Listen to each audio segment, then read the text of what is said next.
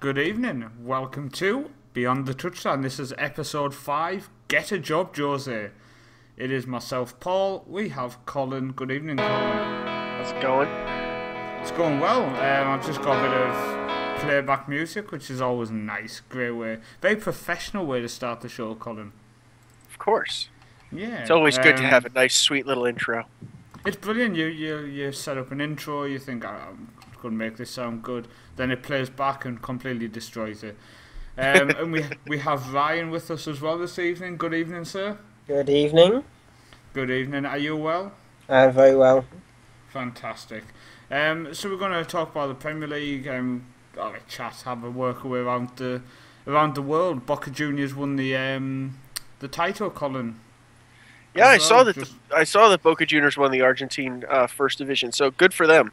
I'm sure finishing up there, getting into the Copa Libertadores, and they can renew some continental, some continental competition rivalries down there again for them in a new season. Hopefully their run-ins with River Plate don't end quite as oddly as they did this year with guys getting maced in the tunnel coming out for games. I think it was definitely a happy moment for Carlos Tevez. Just thought I'd start the show with that before I completely forget about it.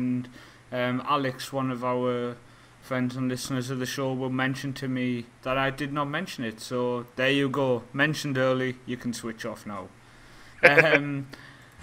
We'll move on to the Premier League. Chelsea played Liverpool. It was quite a good game. I had a nice relaxing day and watched that game. Chelsea were dreadful, Colin. It's starting to get a bit embarrassing, to be honest. Hence why the show this evening is called Get a Job, Jose. I think it's time for him to walk on. Yeah, so there's ESPN FC here in the States broke an article yesterday. So club sources are saying he's got 2 games. That if they blow it against Dynamo Kiev midweek and they don't have a positive result against Stoke on the weekend, rumor is Carlo will be brought into Stamford Bridge in front of the November international break to see if they can turn the ship around. I think it's a solid pick, Ancelotti, to come in. He is a good manager. He obviously won the double when he was there last time. But is he the right man to come in? I'm not too sure. Ryan, sorry, Colin, go on.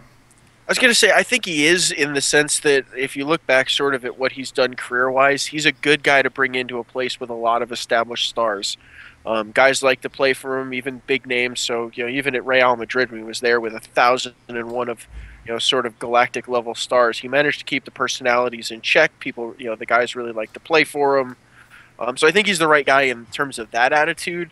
Because to me, it's not a talent gap that's killing Chelsea. There's an attitude. It's a mental block that needs to get out of there. That there's just sort of a creeping negativity around the club that needs to go, and I think Carlo's probably a pretty good guy to break that up. I think one thing I can't decide about Ancelotti is I can't decide if he's about as exciting to watch as Ryan or if he's actually quite exciting. Ryan, what's your thoughts on Ancelotti? I don't know whether he'd want to come in and change the attitude.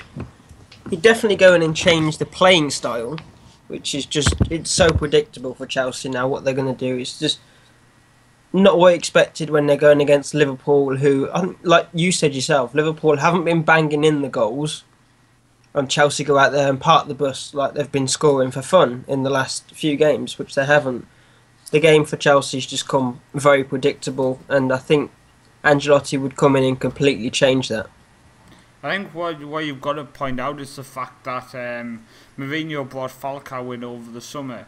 Now at the time we said, it could be a good move, it could be a bad move. I think that's proven to be a bad move. I mean, he didn't do the United, so I don't know what.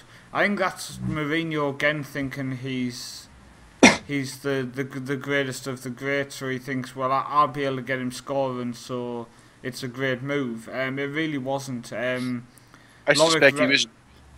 I suspect he was bringing Falcao in to cover for all the suspensions from Diego Costa. But then, what's Loic Remy there for? I mean, Remy's Somebody's a got better to keep. striker than Falcao. Yeah, I don't disagree. I think Falcao's been a terrible move. I think the move to the Premier League has been disastrous for him. I think probably, definitely career-wise, and probably from a striker's perspective, emotionally and mentally, he hasn't. He left Monaco where he was banging them in left, right, and center to show up on English soil, and I don't think he'd know what the front side of a goal looked like if he stood there and stared at it all day long. I mean, Ryan, what I was thinking was when you look at that Liverpool side, they work hard. They've got them players who are skillful. I mean, Coutinho obviously is a fantastic talent, a lightweight player who has come to the Premier League and adjusted. But Liverpool just aren't the team they used to be. They were crap at times of that game. They were, but I agree with what you're saying. They've got a nice balance, and they've got a manager now that will be able to use that balance effectively, which is what he did in this game. You've got players like Milner, which will work and work and work. He's a workhorse. He'll work all around the pitch. And then you've got the players like you said, like Coutinho, the skillful players that they've got. If he can use that balance to great effect, then Liverpool will hopefully have a good season under Klopp. But yeah, at stages there were some terrible things for both teams, but that's to be expected. Liverpool are getting used to a new manager, a new style of play under Klopp. Chelsea are just not performing at all. I think it was shown tonight before Monday Night Football kicked off in the UK, Colin. They had some stats that come up when they had Gary Neville, Frank Lampard and Jamie Carragher talking. And in terms of goals conceded in the Premier League, I think per game, I think Chelsea were last behind Sunderland. Really? I'm surprised that Norwich wasn't up at the top of that list. I can't remember what it was. Was it... do you know, this is terrible. It was only a couple hours ago. I should have made notes on this. They were 19th, and I think it was on shots. So when they saying they haven't had much luck, like in terms of shots getting deflected or whatever, there was only Sunderland who's been worse than them in that avenue as well. The stats for this season were terrible, and the stats showed they deserve to be where they are. It's quite sad to see, but it's also quite annoying because the stuff that's happened this season. I mean, the incident with the doctor, again at the weekend, the Chelsea fans surround the referee like you've never seen before in your life. The pressing game's just not there. I mean, they showed it again, reverting back to Monday Night Football. This is my own analysis of the game. They showed how Ramirez and Mikel, they were sitting deep, but they weren't pushing out. Instead of closing down the gap, they were letting John Terry, for example, push out and Mikel slot in as another defender. And it's just not the situation because Terry just doesn't have the legs, so he got turned, and before you know it, they were getting a goal. And it's so frustrating to watch. I mean, I was sat on the couch shaking my head at times at how bad Chelsea were, but I was in the zone where I wasn't really taking any notes of the game, which will depress Ryan. I wasn't really analysing any tactics of the game. I was literally just sprawled out, enjoying, getting angry, watching how shocking Chelsea and Liverpool at times were in the game. I think one of the best moves of the game was Sakho's 50-yard pass to Benteke, which was headed down and which resulted in a goal in the end. And that shows it all, I think, doesn't it, when the best moment of the game was a long ball. It was just a frustrating game, to be honest, Colin. I mean, Liverpool aren't in top form, but as you say, they've got a new manager coming, the unbeaten. He's now got his first victory. It was away at Chelsea. Chelsea are struggling. Yeah, I mean, you wanted the game. You wanted that kind of a game to be great. I mean, anybody who's a fan of English soccer in the last 15 years wants Chelsea, Liverpool to be a great game. I'm not sure it's going to be for a while. I think Klopp will be good for Liverpool. I don't think Klopp's going to be good for I don't think it's going to be great this year. I'm not so sure it'll even be great next year, and I'm not sure great means league winning. I think great means like top four. And Chelsea's got a long road to recover. It's a lot of hill to climb there, and my guess is that whoever they bring in, they're going to bring a lot of money with a lot of expectation, and I'm not sure you're going to get them there. Definitely not this season. It's going to So be we'll see. interesting. I mean, they need a lot. They need some signings with the injuries as well. So it's going to be interesting to see. I think Moreno left back looked the weak link, and I've actually quite liked that guy. But he looked the weak link at the weekend, so I definitely think they need to replace him. But one of the dullest games, and this is 3 clean sheets in a row now for Man United, but it's also 3 games in a row they haven't scored, Colin. There wasn't much to talk about. God, that was a snooze fest. I think I saw someone say if you stop Martial playing, you stop United playing, and that's terrible. When you sign a teenager to come in and they're talking about he's the focal point. I mean, you got Rooney started his 350th Premier League game. He still doesn't look like he's going to break past Dennis Law, and he's only 1 goal behind him. I'll be surprised if he manages to get that at the way he's playing at the minute. Yeah, I think the other thing that I thought was pretty awful is as soon as Van Gaal brings Fellaini on, you need almost no special knowledge to know exactly what the play is going to be. A whole time it was a good 20, 25 minutes of lump the ball up, throw it in the air, and hope to find his head. And it really didn't take much effort from the Palace defenders to figure out what was coming and how to defend it. They just got so one-dimensional. It's kind of sad to me. I think you have an expectation in your head of what United football is, and this just isn't it. It's I mean, as you say, it's terrible at the minute. And my only worry now is how much is this influencing the likes of Ryan Giggs, who's getting touted to replace him? Is when he takes over, is his mindset going to have been warped by Louis van Gaal's dreadful coaching? I just don't think Van Gaal's good enough to manage a Man United. I know he's been at some big clubs before, but did he do a lot at them big clubs? No. Did he stay for a long time? No. There must be a reason behind that, and I think we stand to see the reason now. I don't know. I guess I'll pose this question to Ryan, being the United fan in the bunch. I guess I'm not necessarily convinced that Van Gaal isn't good enough to coach, but I don't think he's the right style for United. I guess I'd be curious what your thoughts are, Ryan. No, I exactly agree. Even watching this game, it's like they get towards the box and it's like, what do I do now? The goal's there. Do I shoot? Do I pass? Do I hold on to the ball forever? It's just very frustrating. If Van Gaal is putting that out there, that is not United style. United style is quick transition, score goals. Going back to Alex Ferguson days anyway. That just seems to have completely disappeared. It's very frustrating football, predictable football that's just coming out there. Like you said, when Fellaini comes on, everyone knows what's happening. It's ball long, find his head. And Crystal Palace, they countered that. Miles Jedinak was there to screen Fellaini, which is what one of the commentators said, get him out of the way, get him out of the game, and that's exactly what happened. Another very, very frustrating game as a Man United fan to watch. What I would say is you often hear it, and you often it always gets talked about when you have a big player like Fellaini. It's obvious what's going to happen. It was the same with the likes of Peter Crouch.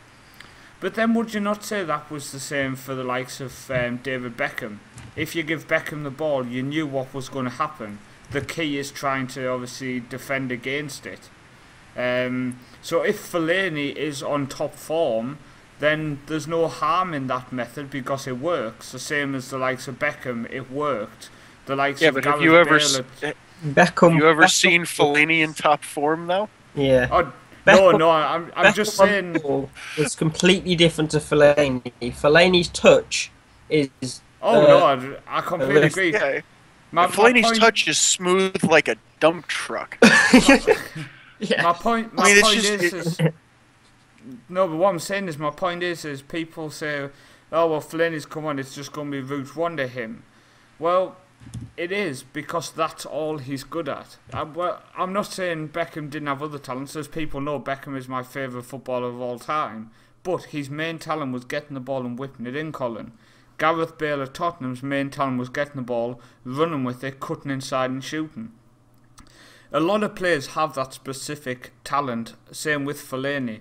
The idea is to prevent them being able to do that, so to close down Beckham, don't let him cross it. Don't let Gareth Bale cut inside. Don't let Fellaini win the headers, and that is the issue. United are trying to play that style when Fellaini comes on, but the opposition are countering it so well.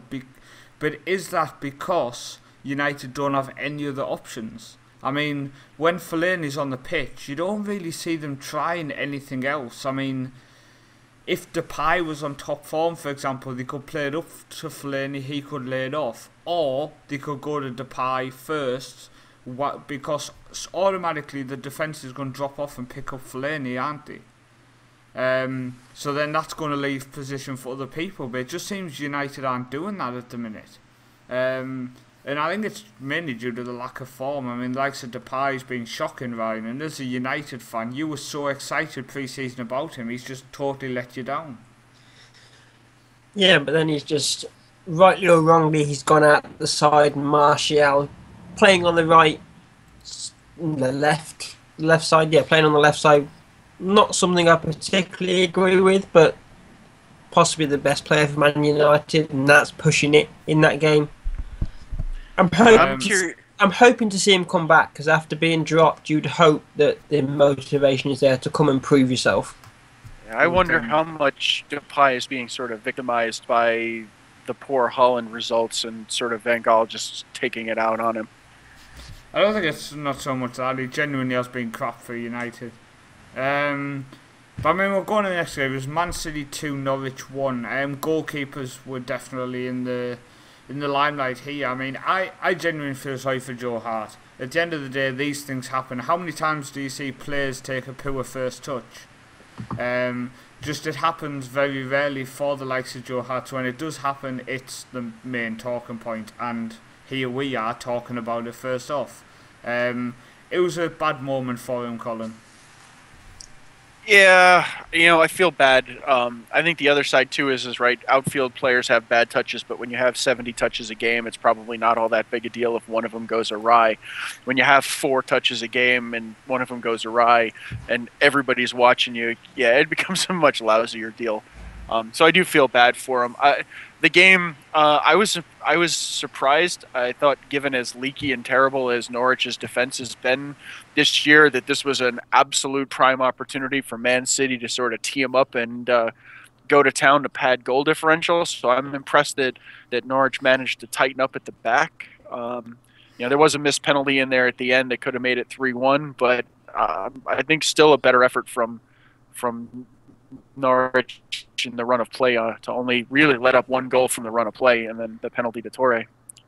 I know there was talk obviously when Silva and Aguero missed the previous couple of games ago. They were saying, oh, he's not needed because De Bruyne played really well, Sterling played well. But because obviously they didn't deliver this week properly, they still got the victory, which is the main thing. But as you say, they should have filled the boots. So straight away, obviously, the talk is, well, they're missing David Silva and Sergio Aguero, which, I mean, who isn't going to miss David Silva and Sergio Aguero? I mean, this is one thing that frustrates me. I mean, it drives me insane, Colin, is when people say, oh, well, they don't have the depth because as soon as these 2 players are out, these are 2 of the best players in the world. I mean, you cannot. It doesn't matter how deep your squad is. When these 2 players go out injured at the exact same time, Colin, you're going to have issues. Yeah, I think to me it's a lot of the same kind of commentary that hit Tottenham after Bale left, where it was, well, he was one guy on the team. The rest of the team didn't change, except he was the guy on the team. To me, Aguero is certainly good. Don't get me wrong. I think he's absolutely fantastic. But to me, the more substantive loss to Man City is David Silva. His just absolute creativity and ability to create something out of nothing takes, elevates everybody's level on that field. And to me, I think he's the much bigger loss. A lot of these close games where, you're grinding results, his creativity is the difference for, is worth at least a goal, maybe a goal and a half a game, in those kind of grind them out games. Obviously Aguero's just absolute, goal scoring intensity and work rate is fantastic and phenomenal and missed, but I think Silva's the bigger hit here. De Bruyne has been streaky for me. He's had some stunning games. He's had some fantastic games. He's had some moments where you say, okay, yeah, he may have been worth the price they paid. And then he's had a few others where I don't think he's been worth the price of admission on there. So it'll be interesting to see if he sort of smooths and settles out a little bit here. I think he has been reported as one of them players who goes missing if times get tough. But we'll see, obviously, as the season goes on. We're going to jump through a couple of fixtures because I want to kind of get onto the MLS for a bit more than 5 minutes this evening. Sure. So the first game we're going to jump past quite quickly is Newcastle 0, Stoke 0. Now, there's not much to say on this apart from Newcastle looked a lot better. We kind of continued the form we did against Sunderland before going down 10 men. A lot of efforts, a lot of good play, a lot of good passing.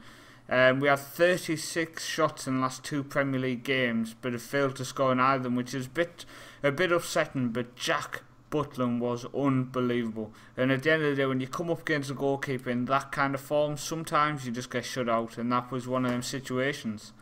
So fair play to Jack Butland, fair play to Stoke, a good point.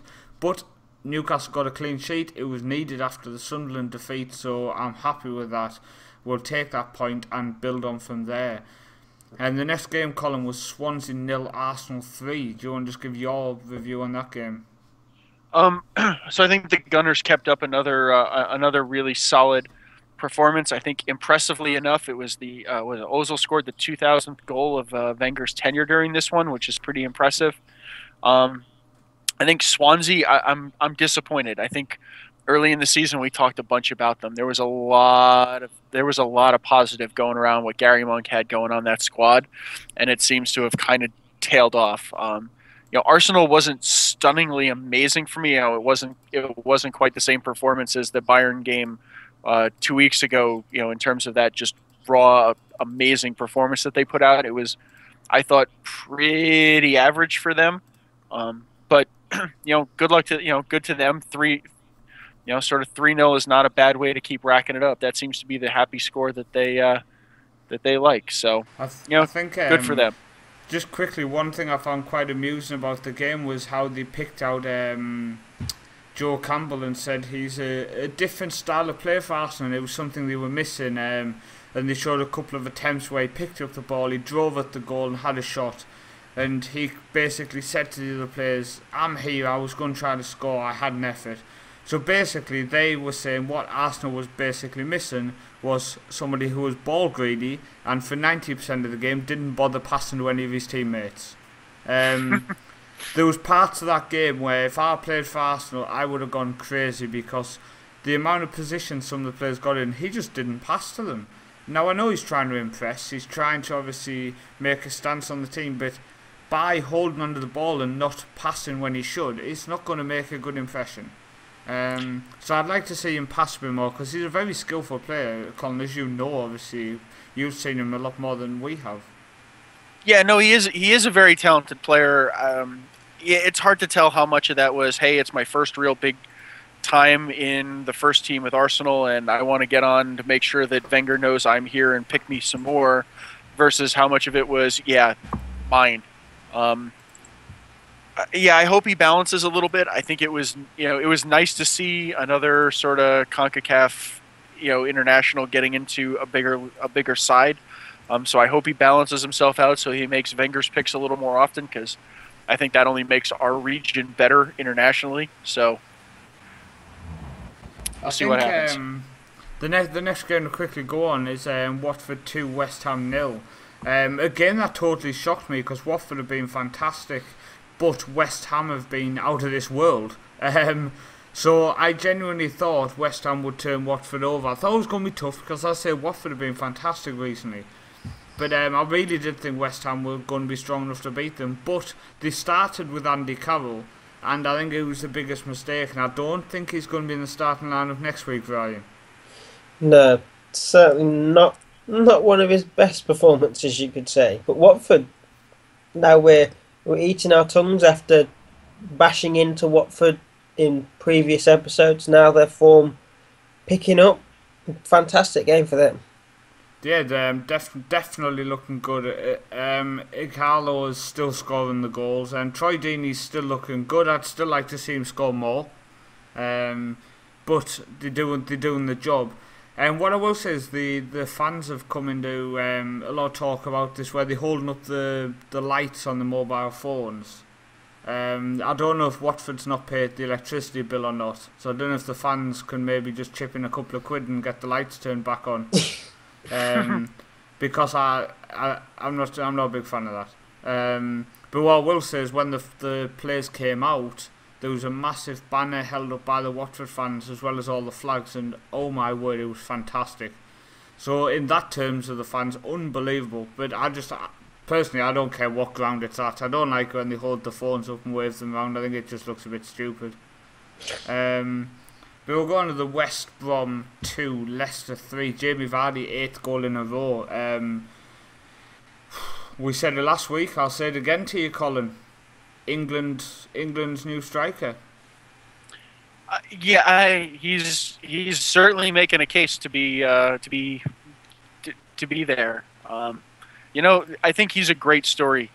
We talked a little bit about it last week. To me, he's a great story of what hard work, a strong work ethic, believing in yourself, and sort of pushing does to go from non-league to Premier League. And he is certainly electric to watch.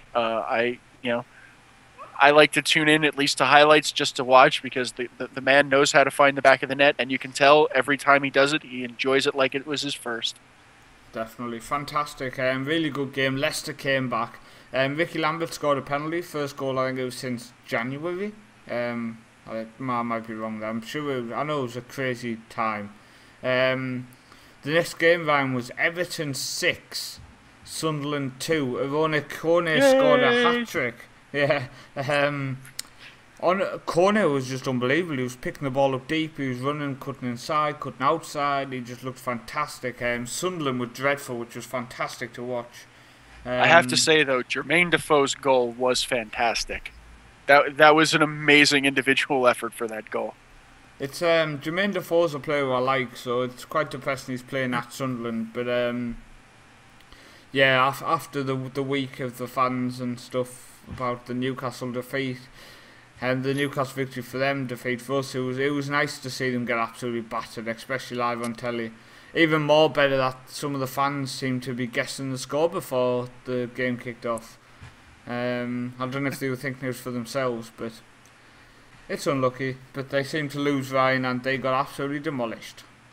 Yeah, it's just that Leicester feeling again. Leicester just, I'm losing my mind. Sunderland again, just falling apart. Again, Sam Allardyce, who's predominantly known as the person to come in and save the club, he comes in to manage. He's just making it more dramatic, that's all. Yeah, it's not going to happen this season. Sunderland just don't look the Premier League quality. Oh, sad, isn't it? The next game was Southampton 2, Bournemouth 0. I actually missed this game. So Southampton, South Coast derby. Fair play to Bournemouth getting the Premier League, but they're starting to fade away. Is it Bournemouth's fault? I don't think so. The way the tactics he plays are based around some of the players, and then players are out injured. We can't keep going on about week in, week out, but it's the situation they're in, Colin. They've got some serious injuries and it's affecting the team, and unfortunately I think Bournemouth are going to go down. Yeah, I think this is one. I know before the season started I had great hope for Bournemouth. I think I like the club. I like the way they run things. I like the mentality. I thought they were bold in coming in and saying, yeah, we're going to play our game in the Premier League, and whatever happens. I liked that. I think you're seeing what happens with really understanding what squad depth means at the Premier League level. and how much different it is than the championship level. Yeah, they're just battered by injuries, and the bench just isn't deep enough to maintain that quality. They're getting hammered left, right, and center. I think this one could have been a lot worse than it was. You can blame Southampton for being not quite as sharp in front of goal as they could have been. But, I agree. I think if I had to re-pick where I thought the league was going to net out now, I think Bournemouth would definitely be in that bottom three. I see Newcastle pulling past them pretty shortly. Which is kind of sad. It's going to be interesting to see who goes down, because there's some pathetic teams at the minute in the Premier League. I think I think two are certain to me. I think Aston Villa and Sunderland are the certain. Yeah, that's only the shining light for Newcastle at the minute. There's some teams worse than us. Hey, take what you can get. So, going on to this evening's fixtures, Tottenham 3, Aston Villa 1. Remy Gardner was in the stands to watch his side lose 7th defeat in a row. The first goal was a centre-back getting completely outstrengthed by Moussa Dembele. Dele Alli with a beautiful shot from the edge of the box. Harry Kane tucked it away after John Ayew scored from the edge of the box near the end of the game. I'm not impressed by this new appointment. He was Gerard Houlier's number 2. Yeah, he managed Lyon. Bear in mind, Lyon were a side in the turn of the century, the early 2000s. They won the title year after year after year.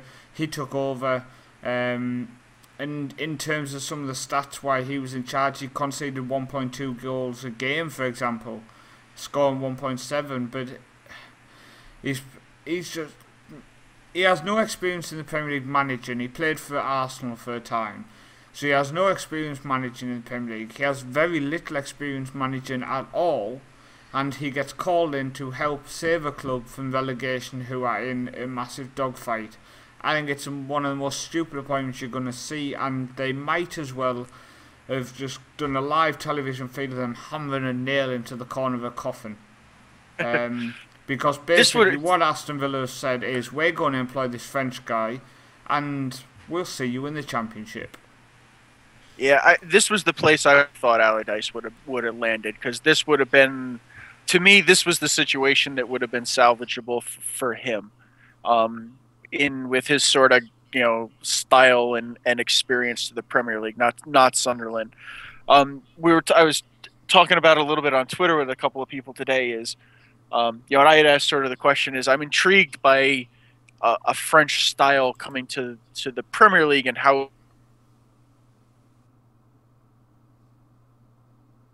I completely agree, Colin. Completely agree. Ryan, it appears Colin's just disappeared. Yeah, and I was just commenting to someone on Twitch, but I'll save that because my keyboard just dies and everyone can hear it. Fantastic. So we're just going over to see, he was just talking about Remy Gardner coming in. What's your thoughts on that? Yeah, very interesting appointment. I'm not sure what he can... Interesting appointment.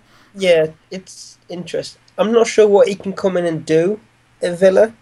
Whether he can survive. Well, survive as a person, but can he help Aston Villa survive? No, but seriously, how many games are we into the season? 10, 9, 11? Yeah. And it's literally, I'm not sure what can happen. He could possibly survive. But we are so early on in the season. Aston Villa do not have a bad side. It should be. They're not playing the football that is exactly expected of Aston Villa. It should be right. He can come in. He can do this. He can do this. But instead, he could possibly survive. It's the wrong appointment. It's the wrong appointment. Yeah, it's the day and age where you can't just go, well, yeah, we'll pick him out as the manager because we think that he can help us survive. You've got to look at it not from bring the manager in. You've got to look at players as well. If the players aren't playing to the great standard, then don't blame the manager. Exactly. Colin, I don't understand what Aston Villa were thinking when they decided to go with a guy with no experience when they know they need to survive, especially with the money that's coming in next year. Colin agrees. We'll just go with that. Colin agrees. Totally 100% agrees. Now, the worst thing is, I have purposely saved us. We have exactly 10 minutes to talk about the MLS with Colin. Can we talk about the MLS with Colin? I don't think it's looking like we can. Hold up. Oh, are you back, Colin? I think so. You are back. The joys of doing the show live. People who listen on iTunes, SoundCloud, and YouTube. This show is all live. Before you're thinking, I wonder how they record this show. We don't. We do it live for you. You don't hear any edited crap. You hear our honest truth live. That's why half the time we sound pathetic. Oh, well, Ryan does anyway. Oh, yeah, thanks. Yeah, no bother. Go and get a job, Jose.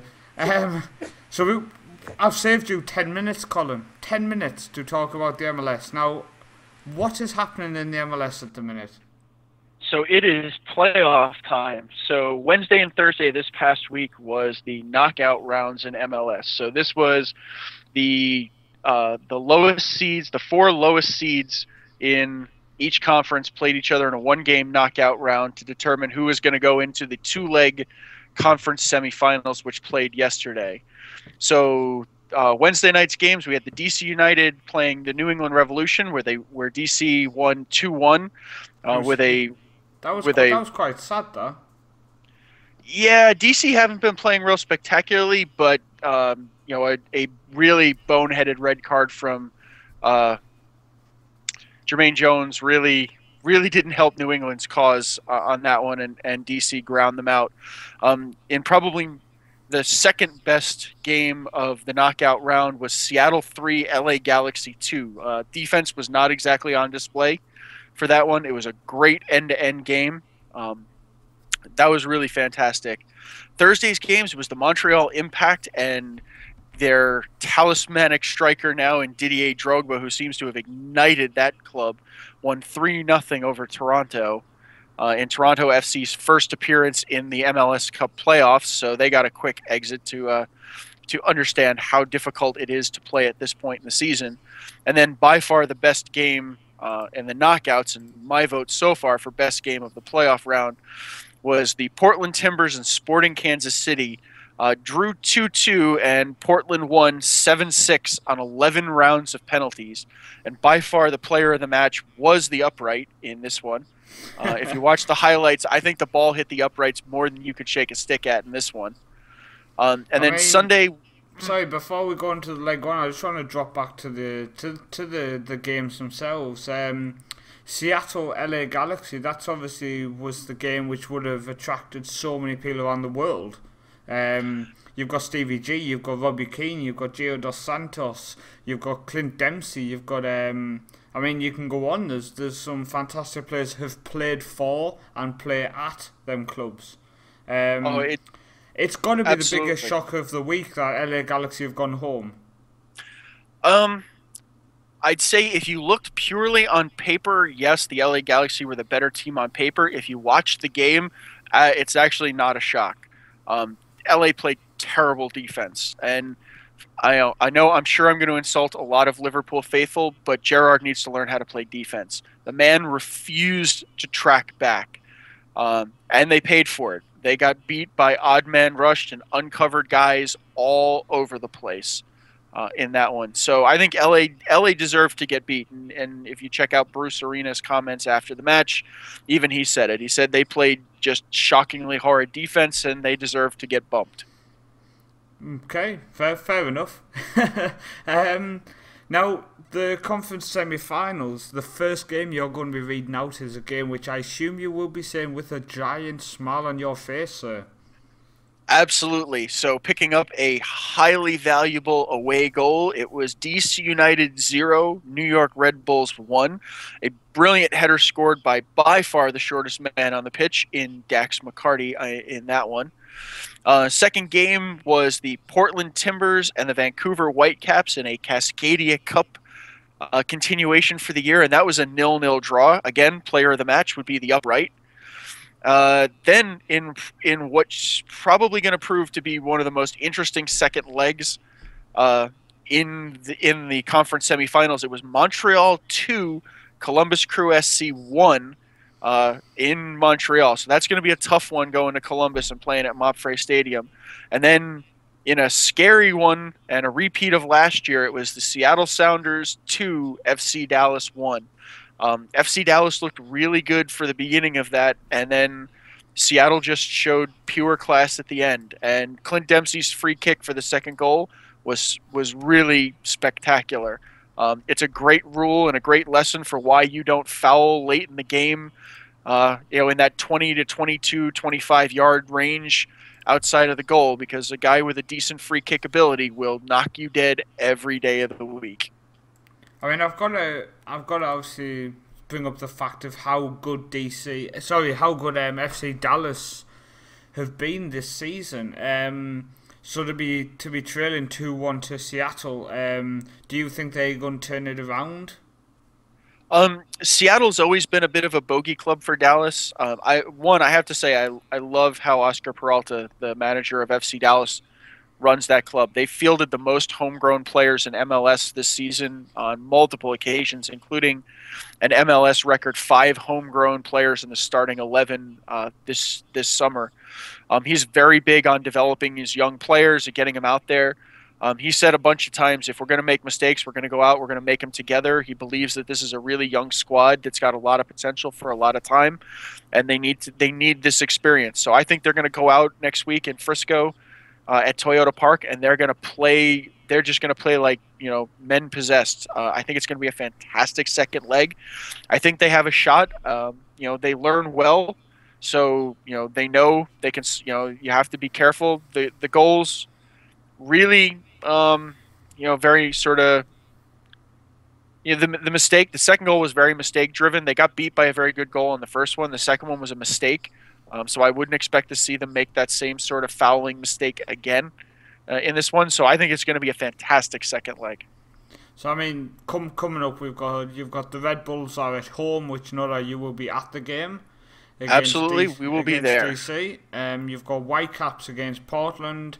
You've got Columbus Crew against Montreal, and FC Dallas against Seattle. Now the question is, Colin, for people who maybe don't know the system too well, who will play who in the next round? Because obviously it's called the conference semi-finals, which will tell you it's the conference final next, but there is 4 games being played, so obviously it's not the overall finals coming up next. Correct. It's very complex for people outside the US. Sure. So there are 2 conferences in MLS, the Eastern Conference and the Western Conference.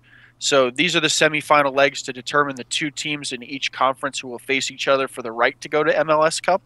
So the winner of the Red Bulls DC United will face the winner of the Montreal Impact Columbus Crew matchups, and then the Portland Timbers Vancouver Whitecaps will face the winner of that. Will face the winner of the Seattle Sounders FC Dallas.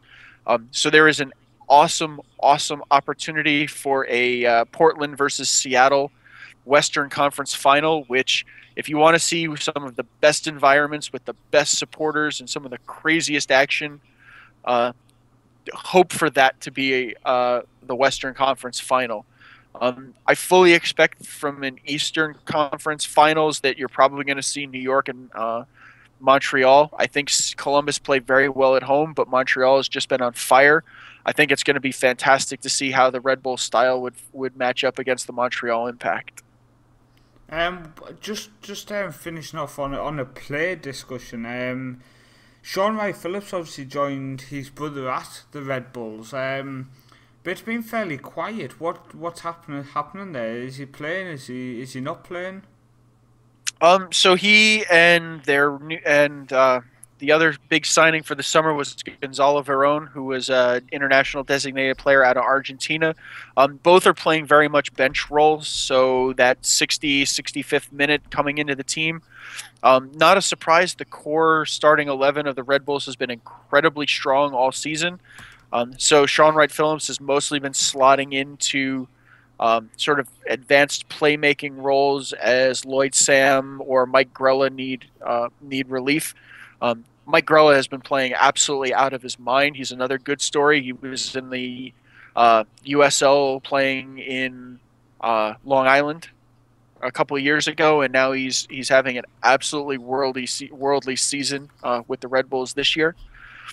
So yeah, he's playing a good role. He's had a very good close to the season. He's been playing that niche role very, very well. He comes on, he's fresh legs, he's very creative. He's been generating a lot of opportunities. So I think he's been fulfilling that role. I would expect next season to see him potentially more in a feature type role.